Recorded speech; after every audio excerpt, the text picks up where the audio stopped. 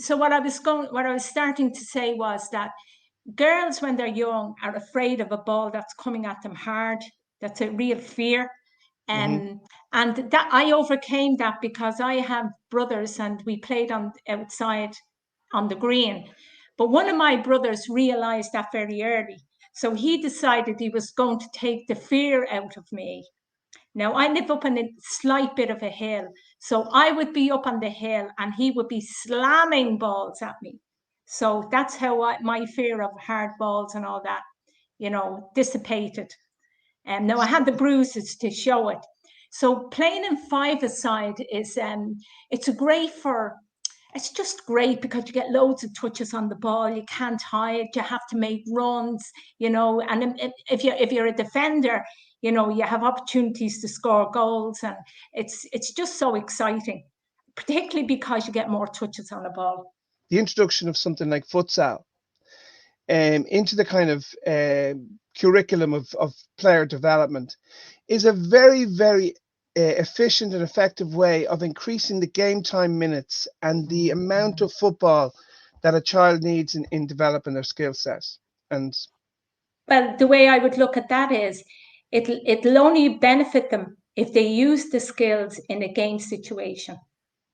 mhm. So you can teach all the futsal skills, but under pressure, some people revert to what they know.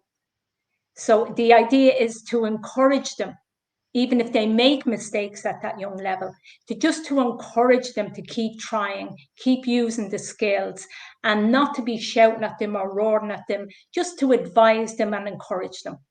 And that's, to me, what's important at a young age, that these technical skills are mastered. And a lot of that can be done on your own and has to be done on your own. It's no good going up to a nurse training and doing all these skills and then not going back to it till the next week. Like, it should be exercises that you give the kids to do while they're at home. Brings me back to how good the footballers are, the guys are in town, in the inner city, the ushers, the sheriffs, the Oliver Bonds. Great, because they would look at World Cup and they'd see somebody doing a trick. Swear to God, by the next day they will have mastered it. And you see them doing it. And then what's fabulous about it, they do it in a game. Well, exactly, and that's where being able to practice this, these one-on-one situations, these triangles, these situations in tight spaces, games like futsal allow them to practice these things again and again because from the analysis that I've done on the 7v7 games out there on grass, sometimes the grass pitches just aren't conducive to even play that type of skill football and try those moves because of the pitches aren't good enough.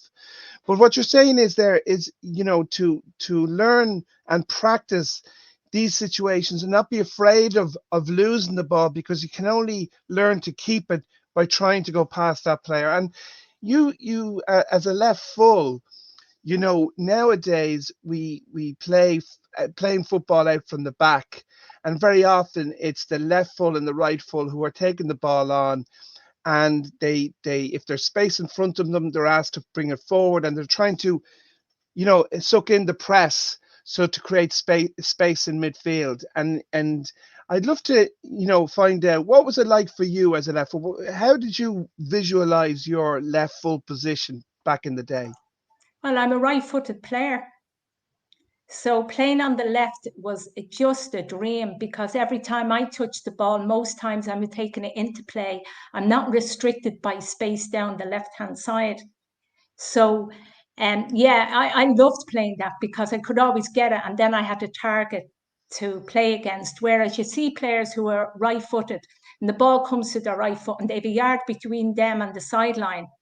Yeah. And then you see if you're playing right full, you're playing against a left-footed player in the opposition. But what happens if you're playing against a right-footed player? Yeah. Put you off the game. Do you Yeah. understand what I'm trying to Yeah. say? Is Yes. you're Yes. Yeah. expecting them to come down the wing, and yet they cut in. The idea of playing out from the back, I'm all for an early pass. The earlier the pass, the better, Yeah. because it allows the play to go forward. You can sometimes with one pass cancel out their midfield or cancel out their forwards. And now you're earning territory and you're creating spaces at the back of them. Do you understand what I mean? Yeah. So it depends on who you're playing against. It depends. My day, I would have been an attacking fullback. So my job is get end to end. And I was fit enough to do that and recover. But there's lots of thoughts going through your head. So for instance, one of the thoughts that never entered my head is, if I make this 100-yard run, am I going to be able to get back if I lose the ball? Never entered, because if you're a defender, it's ingrained in you, no matter how tired you are, you have to get back. And then what also was ingrained in us was a bit of pride that if I lost the ball, I had to win it back. I wasn't dependent on somebody else to do it for me. I had to make the best effort that I could to win it back. Well, you're touching on something that's can help so many players, and it's when you're coming onto the field as a left foot, and what are the things that you're thinking about when you see your opposite number? What is it that's going through your head? Because sometimes when there's many coaches out there that are trying to find ways of motivating and guiding them and helping their players to just go through the steps. And to give us an example of the kind of things that you might think about when you're coming on, it's about to start, you're looking at the player that you're marking. What are the things that go through your head? My first thought is, if I'm a left full, this is my territory, and anybody enters my territory, it's my responsibility. I'm not leaving it up to anybody else. So anybody in here, I have to find ways of counteracting how they play. So I will look at their first touch. Does it bounce a yard away from them? I would test them for speed. Can they beat me? And I would see who they link up with. So I could say to my player, cut out the pass. Don't give them any options. If I do this, don't give them any options, because I will win the ball. I will win the ball. So they're the type of things that I would do personally myself. So I want to cancel them out. Sometimes you have somebody who's predominantly one-footed. The idea is to get them on the weaker foot, and that's where you probably win the ball.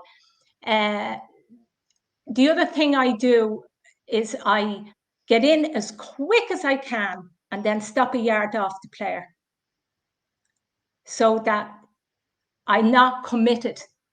Another thing that I do is, if somebody is faster than me, I get so tight to them that they can't turn. If they play a ball back, my job is done. Right. In terms of they didn't make a pass that's going to get in behind me.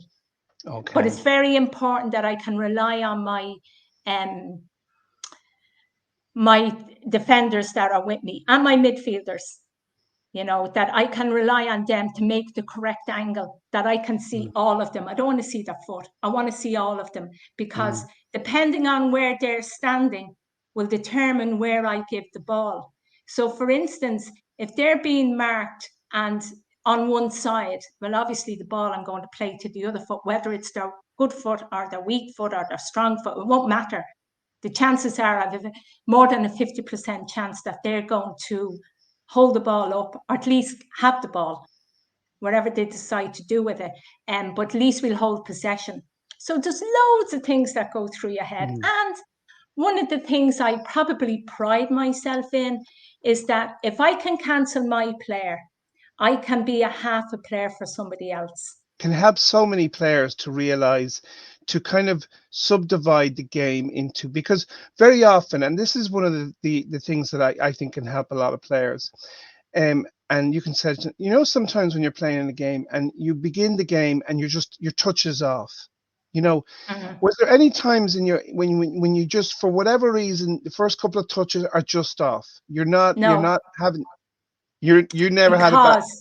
No, because I knew what was important was my first touch my first pass, my first tackle. Now, I could practice my first touch and my first pass, but my tackle was a different thing because you could only do it. So that was one of the things that I would have warmed up doing. I need to get a feel for the weight of the ball. I need to feel how I kick the ball. I need to, tighten up the various parts of me. But one of the things that's very important was getting a second wind. You know what that means, right? Yeah. And in our day, our kickoffs were either 6:30 or 7. Now you could be going to the far side of the city to play a match, and the kickoff is 6:30, and the traffic. So we could be going to Rathfarnham or to Ballyfermot or whatever through traffic. And you're not going to get a chance to do your second wind. So when you're stopped in traffic, you'll be doing a few stretches, whatever. But one of the things I used to do to get a second wind is I'd sing at the top of my voice. Wow. Sing to the top of my voice so that I had my second wind by the time I got out of the car. And holding your breath and letting it go. And, That's brilliant. That's brilliant. That's a fantastic tip.